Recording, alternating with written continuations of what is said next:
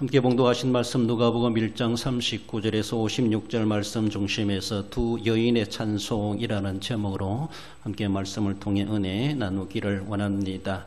어쩌면은 천사가 마리아에게 나타나서 하나님의 거룩한 자를 그가 잉태할 것이다 라고 하는 것을 계시받게 된 마리아는 그것을 믿음으로 받아들이고 앞으로 그 일로 인해 자기가 어떤 고난과 역경과 오해를 받을 것인가 라고 하는 것을 이미 다 예상되지만은 그러나 하나님께 헌신을 결단했던 마리아를 우리가 지난번에 살펴본 바가 있습니다. 이제 두 산모가 만나게 되게 되는데 두 산모뿐만 아니라 그 태중에 있는 또 태아의 상봉도 이루어진다라고 볼 수가 있죠. 그래서 그들이 하나님께 함께 한 가지로 찬송하게 되는 공통분모를 찾게 되는 것을 봅니다.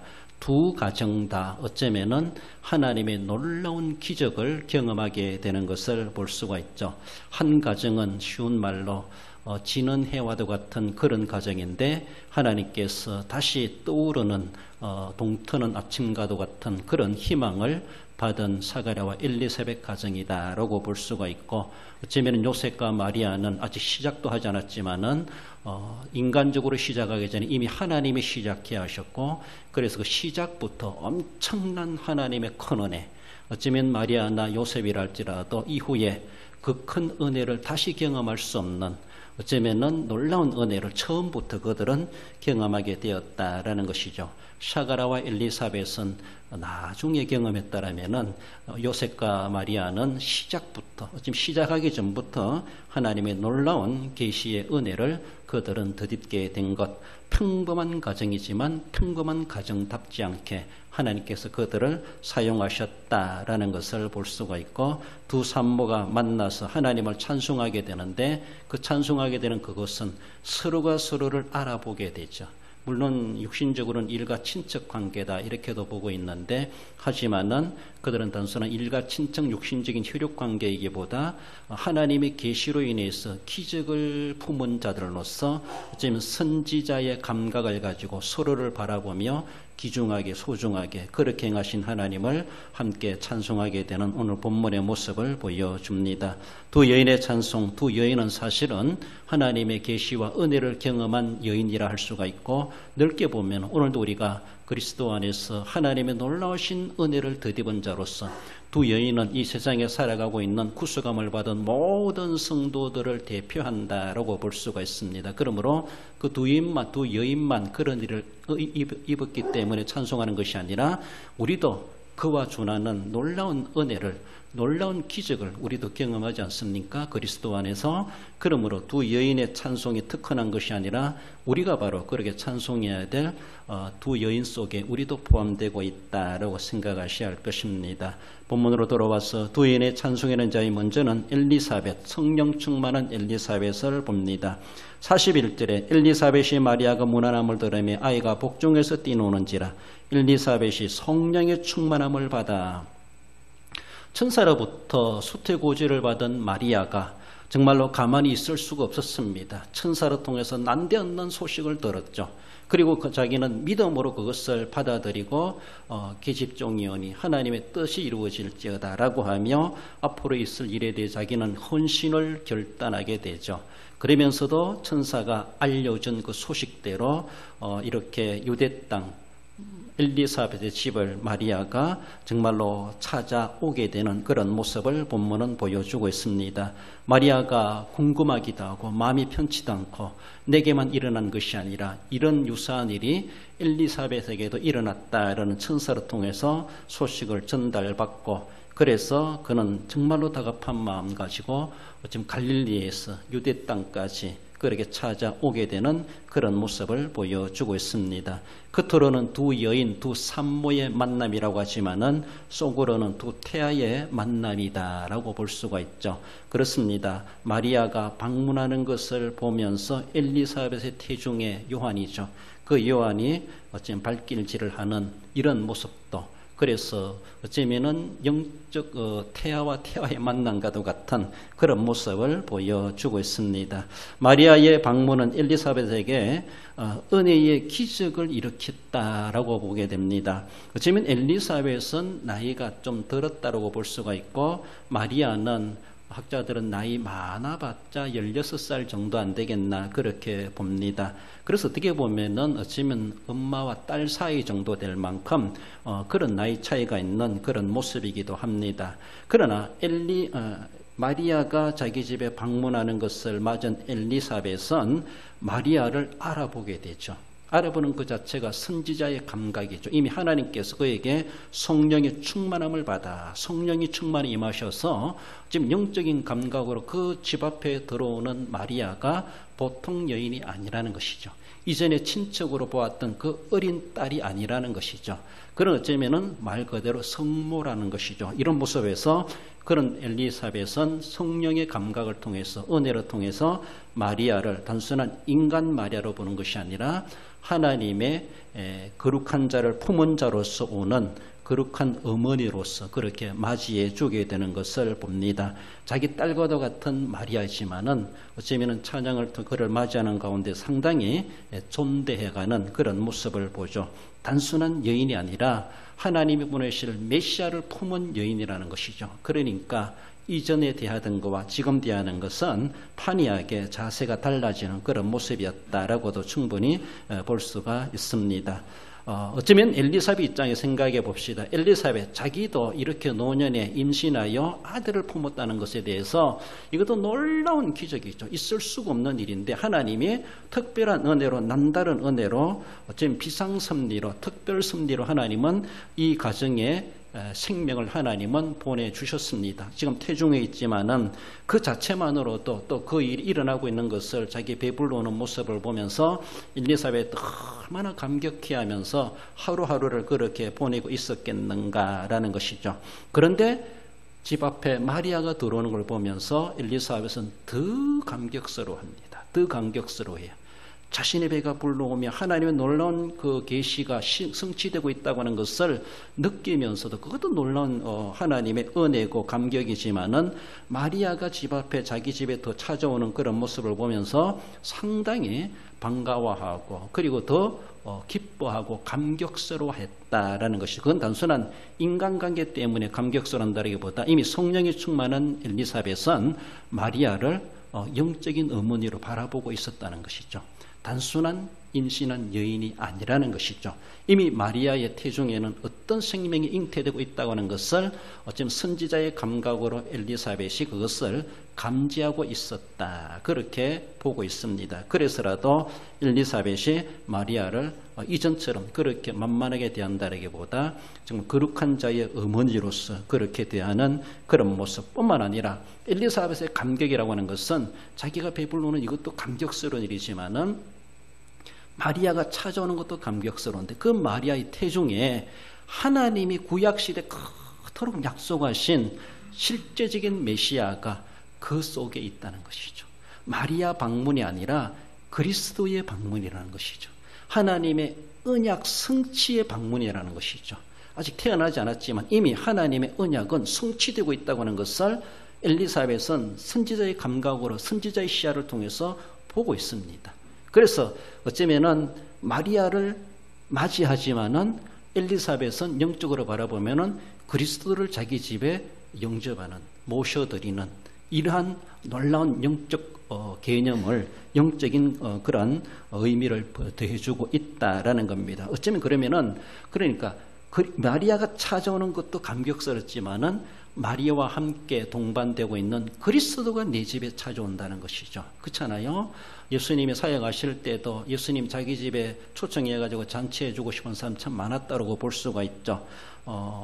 그래서 예수님이 들어가는 곳곳마다 놀라운 기적의 역사가 일어나고 회개의 역사가 일어나고 복음의 역사가 일어나는 것을 볼 수가 있죠. 그렇습니다. 예수님도 이 땅에 계시면서 교회를 개최하고 세우려고 그러면 수십 군데 수천 군데 세웠을 수도 있을 겁니다. 그것은 사도들에게 맡겨주시고 예수님은 일단 지나가시면서 복음을 전하고 가정을 회개시키고 구원받게 하고 그렇게 하시는 것으로 우리 주님이 행하셨습니다마는 그렇습니다. 예수님이 가는 곳곳마다 놀라운 부흥의 역사, 기적의 역사, 구원의 역사가 일어났던 사역시대에 볼 수가 있죠. 그러나 사역은 시작하지 않았지만은 태중에 있는 그리스도가 자기 집에 찾아오신다는 것에 대해서 엘리사벳은 정말로 감격스러울 수 없어요. 이거는 단순한 육안으로 보는 것이 아니라 영안으로 보는 겁니다.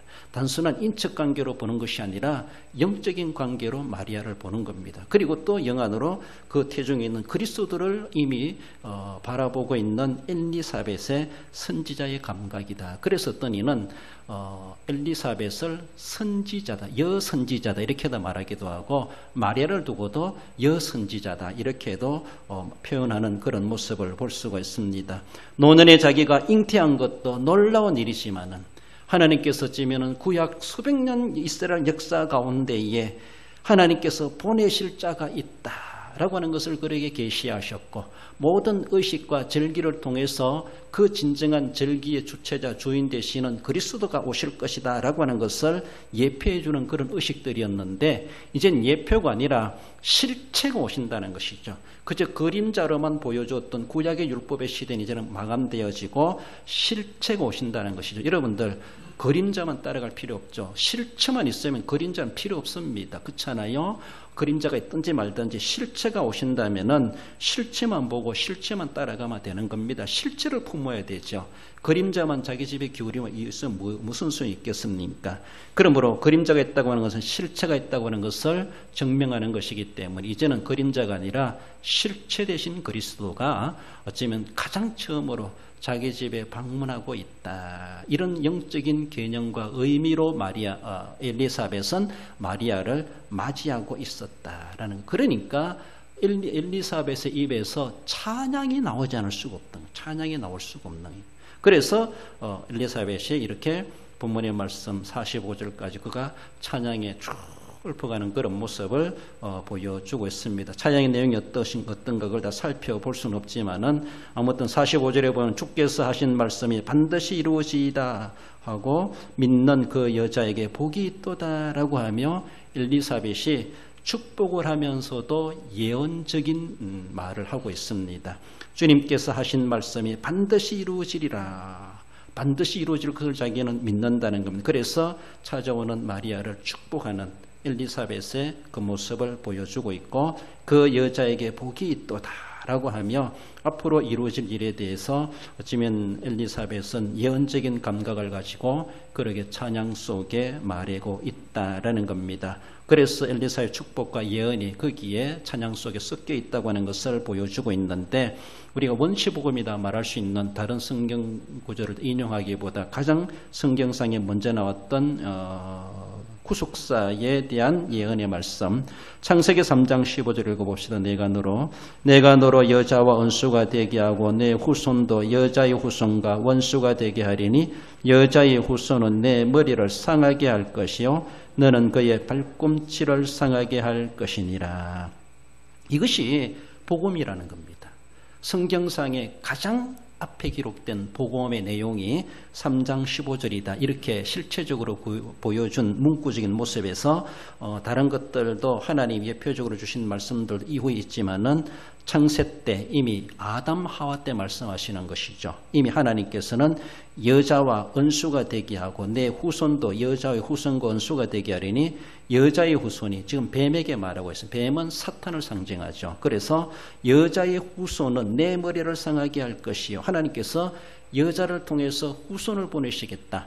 그래서 여자의 후손은 마리아의 몸에 잉태된 그리스도를 이야기해 주고 있습니다. 그래서 사람의 아들이 아니라 여자를 통해서 오시는 사람, 하나님의 아들이시라는 것이죠. 그래서 아담의 후손이 아니라는 것이죠. 일방생육법으로 태어나는 후손이 오는 것이 아니라 조상과 상관없는, 혈육과 상관없는, 아담과 상관없는, 그러나 사람으로 와야 되기 때문에 한 여자의 몸을 하나님께서 빌리셨다. 그래서 그 여인이 바로 마리아였고 여자의 후손, 여기서 여자의 후손은 바로 아담의 후손이 아닌 인간의 혈육을 타고나지 않은 하나님이 보내시는 예수 그리스도, 바로 예수님을 가리킨다, 그렇게 말하고 있습니다. 그래서 그리스도께서 오시면은 뱀의 머리를 상하게 할 것이요 너는 그의 발꿈치를 상하게 할 것이라.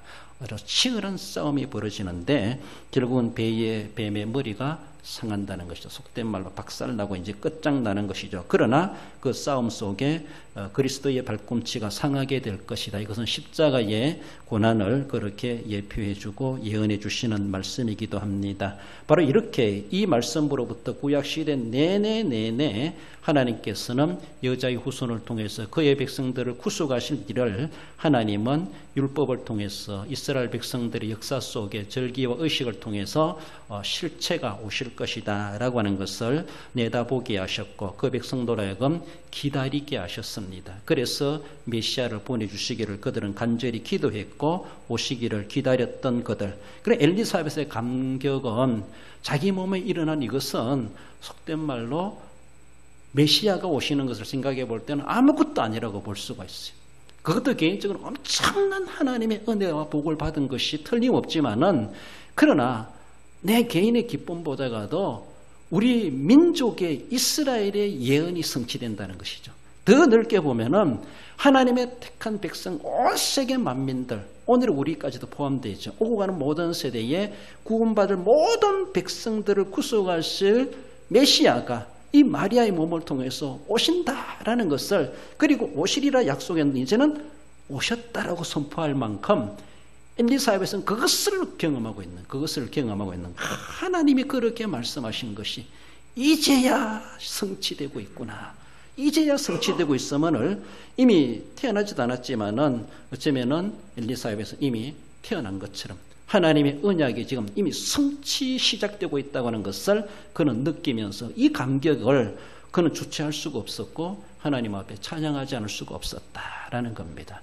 자기 몸에 일어나는 것은 사적이라 할 수 있지만은 마리아의 몸에 일어나는 기적은 하나님의 역사였고 하나님의 언약의 성취였고 더 나아가서는 우리가 구원함을 받는 것이고 반면에 뱀의 머리가 상하게 되는 것이고 거기에서 우리가 구속함을 받는 것이죠. 그렇습니다. 이런 놀라운 하나님의 엄청난 구속의 역사가 시작되고 있는 것을 엘리사벳이 보고 있습니다. 그 광경을 보고 있을 때 일어나든지 말든지 난 모르겠다 하면 그렇게 하면 아무런 은혜가 없지요. 그러니까 뭔가 좀 웃기면 웃기는 소리 웃을 줄도 알고 슬프면 슬플 줄도 알고 놀란 일은 깜짝 놀랄 줄도 알고 감격스러운 감격할 줄도 알아야 되는 것이죠. 엘리사벳은 이것을 주체할 수가 없었죠. 자신의 몸에 일어나는 사적이고 개인적이지만은 마리아의 몸을 통해서 이루어지는 것을 보면은 하나님의 역대 계시가 지금 완전히 완벽하게 성취되고 있다고 하는 이런 선지자의 감각을 통해서 보고 있다는 것이죠. 그러니까 얼마나 자기가 받는 은혜는, 엘리사에 받는 은혜는 얼마나 놀랐겠습니까? 얼마나 놀라웠겠어요. 주변 사람들이 그 있었다면은 엘리사벳을 바라보면서 막 천사처럼 보이지 않았겠는가. 그 은혜에 도취돼 가지고 있는 엘리사벳이 그런 모습이 외적으로도 풍겨나지 않았겠는가라는 것이죠. 엘리사벳만이 그런 감격을 가질 특권인 것이 아니라 오늘도 우리가 예수 그리스도를 내가 보면서 내가 내 마음속에 품으면서 내 마음속에 영접하면서 그리스도가 딴 데 있는 것이 아니라 마리아의 몸에만 있는 것이 아니라 내 몸에도 있다. 이런 의미로 우리는 생각해야 되죠. 그래서 세상의 어떤 것은 다 개인적이고 사적일 수 있겠지만은 내가 그리스도로 말미암아 얻는 이 놀라운 감격과 은혜는요, 세상이 줄 수 있는 것이 결코 아닙니다. 하늘이 주시는 것이고 하나님이 주시는 것이고 이스라엘 백성들 구약의 성도들이 그토록 원했던 은혜였습니다. 그것을 실체를 보지 못하고 떠나간 수많은 걸출한 선지자들도 있었고 다윗도 보지 못했지만 아브라함도 보지 못했지만은 그럼 우리는 이미 오신 메시아를 보고 있고 믿고 있고 영접하고 있고 엘리사벳의 감격만이 아니라 우리가 지금 그런 감각과 감격을 가지고 하나님을 찬송함이 마땅하다라는, 우리가 찬송할 때 어떤 감각을 가지고 어떤 감격을 가지고 찬양해야 될 것인가, 오늘 본문의 엘리사벳의 그 감격을 우리가 되새겨 보면서 나도 저런 감격을 가지고 저런 감동으로 하나님을 찬양해야지, 이런 우리 자세가 필요하다라는 겁니다. 엘리사벳 찬양은 그런 감격을 가지고 찬송을 했다라는 겁니다.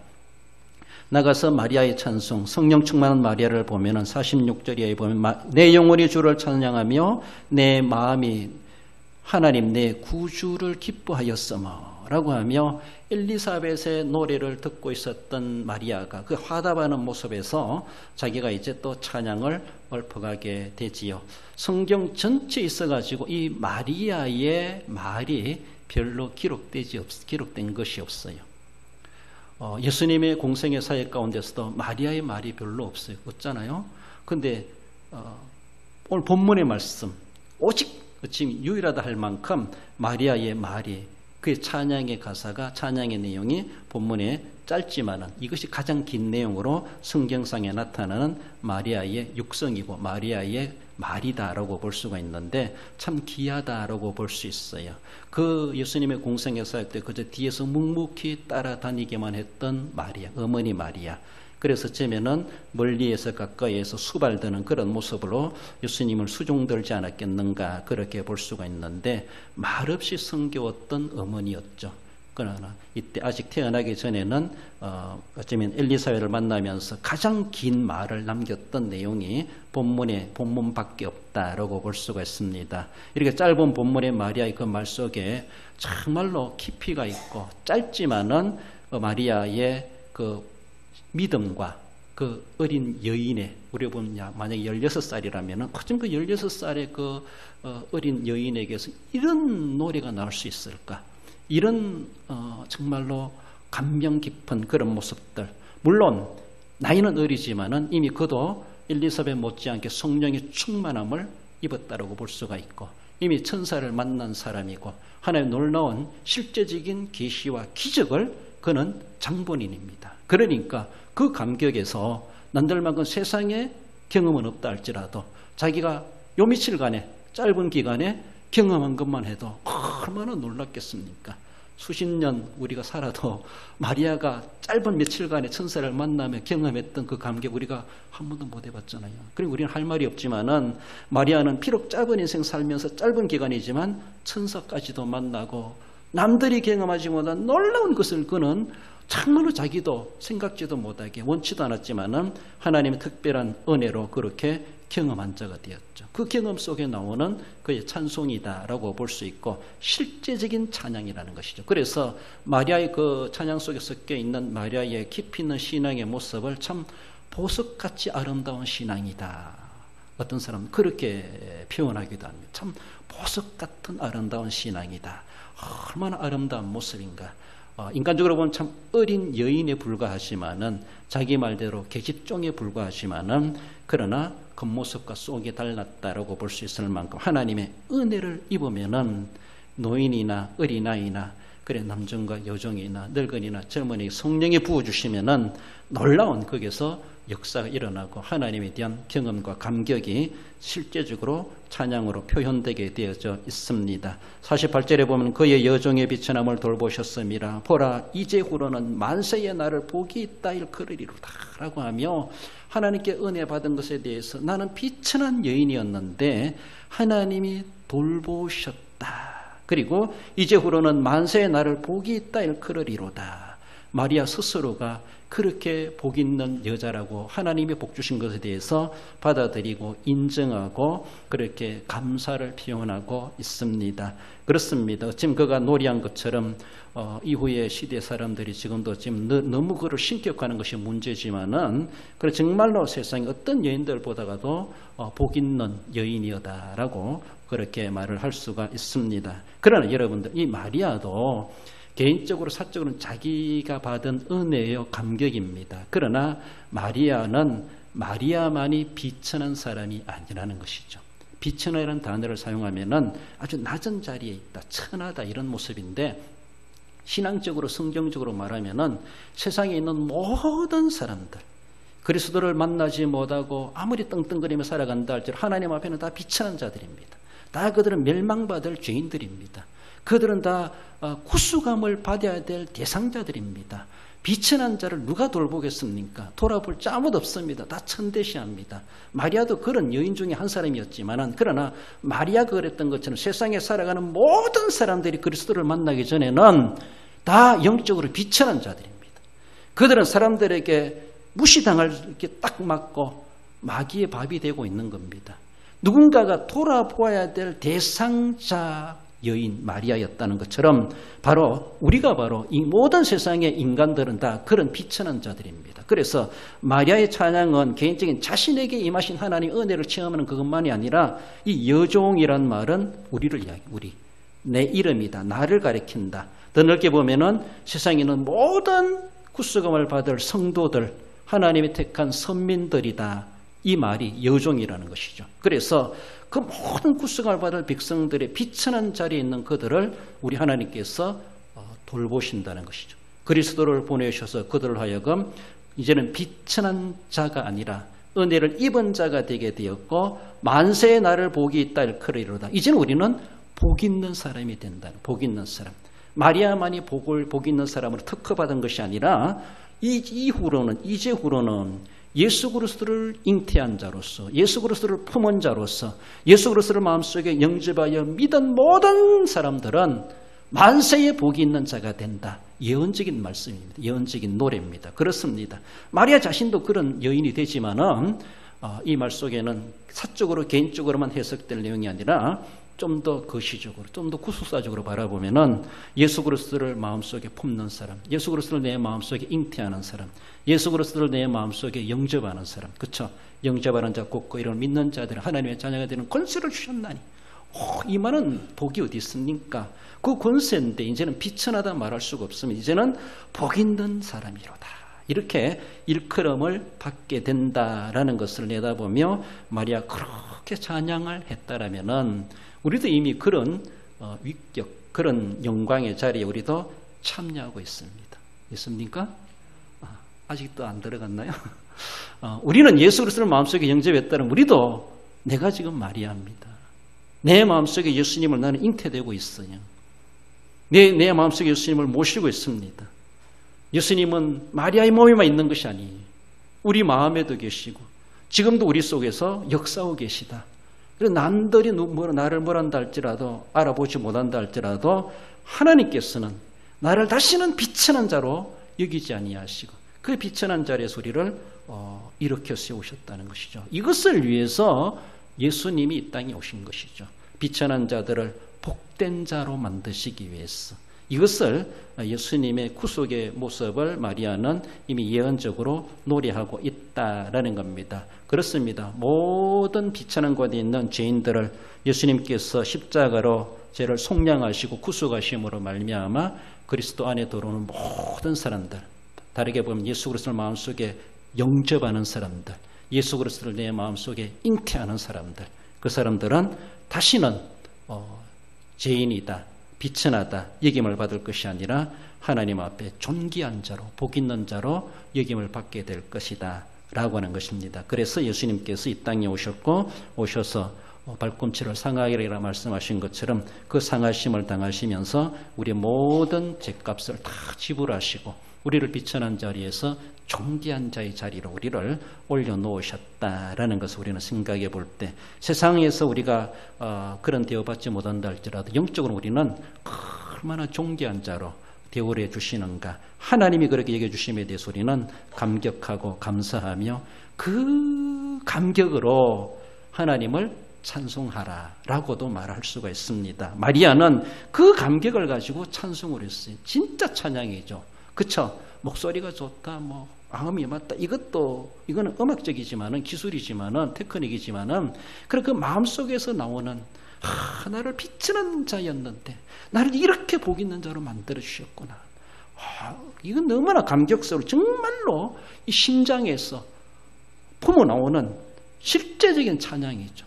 그 목소리가 어떻게 나오든지 말든지 간에 그 감격스러운 것은 사실을 숨길 수가 없었던 것이죠.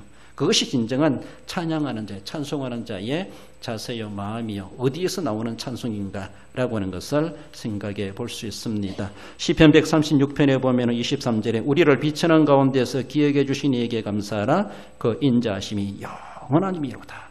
낮고 낮은 자리에 있는 우리들을 우리 하나님께서 그렇게 찾아와 주시고 나를 돌아보셨구나, 나를 기억해 주셨구나, 나 같은 것이라도 이렇게 이제는 비천하다 여기지 아니하시고 존귀한 자로 복 있는 자로 일컬음을 받게 된 것이 얼마나 감격스러운. 그래서 우리가 예배를 하든 찬양을 하든 하나님께 드리는 그 모든 것들은 구속의 은혜의 감격의 시발이 돼야 돼. 구속의 은혜의 감격에서 나오는 것, 이것이 중요합니다. 그 감격과 그것이 시작된 십자가의 감격, 구속의 은혜의 감격이 아님에서 뭔가 한다는 것은 어쩌면은 뿌리 없는 그런 나무나 다를 바가 없고 일시적인 향기 나는 그런 꽃이나 다를 바가 없는 그런 모습일 수가 있습니다. 진정한 모습은 정말로 십자가의 감격, 구속의 은혜 받은 그 감격, 구원의 찬송, 이것이 진짜라고도 볼 수가 있습니다. 54절 55절 읽어볼까요? 그종 일리 이스라엘을 도우사 긍휼히 여기시고 기억하시되 우리 조상에게 말씀하신 것과 같이 아브람과 그 자손에게 영원히 하시리로다 하니라. 그렇습니다. 마리아가 또 예언적으로 또 감사하며 찬양하죠. 그 종 이스라엘을 도우사 긍휼히 여기시고 기억하셨고 우리 조상에게 말씀하신 그대로를 하나님이 이렇게 이루어 가시는구나. 그렇게 이루어 가신 그 모든 언약이 영원할 것이다. 오고 오는 모든 세대 사람들이 하나님의 언약의 성취의 복을 받게 될 것을 그렇게 내다보며 마리아가 하나님을 찬양하며 또한 예언적으로 남겨주는 말씀이고, 그 일이 지금도 시행되고 있고 주님 오시는 그날까지 하나님의 언약이 완전히 이루어져 가고 있다고 하는 것을 볼 수가 있습니다. 마리아의 찬양은 이스라엘 민족을 위한 하나님의 신실하심에 대한 그 내용으로 끝을 맺고 있습니다만, 그 내용은 아브라함과 이삭과 야곱에게 언약하신 그것이 실제로 성취된 바이고 그것이 오늘까지도 지금도 성취되고 있다, 이렇게 내다보게 됩니다. 그 성취되는 그것을 소망하면서 하나님, 나뿐만 아니라 내 이후에 오고 오는 세대들에게도 하나님이 아브라함과 이삭과 야곱에게 약속한 언약이 그들에게도 성취되게 해 주옵소서. 그들에게도 하나님은 돌아보아 주시고 기억해 주시고 구속의 은혜를 베풀어 주옵소서. 우리의 후손들을 위해서도 기도할 필요가 있습니다. 이런 모습 속에서 성령이 충만한 마리아가 선지자의 감각을 가지고 하나님을 찬양했다는 그런 모습 우리는 늘 기억해 보며, 엘리사벳 찬양이나 어쩌면 마리아의 찬양이나 이 찬양이 어쩌면 찬송하는 자의 기본 자세를, 그리고 마음가짐, 어디에서 찬송이 나와야 될 것인가를 하나의 모델로 보여주고 있습니다. 우리 결론적으로 읽어봅시다. 하나님의 은혜를 덧입어 기적을 맛보며 언약 성취의 중요한 그릇으로 쓰임받은 두 여인이 성령 충만하여 하나님을 찬송한 같이 성령 충만한 생활로 범사에 하나님을 찬송하는 성도가 됩니다. 그렇습니다.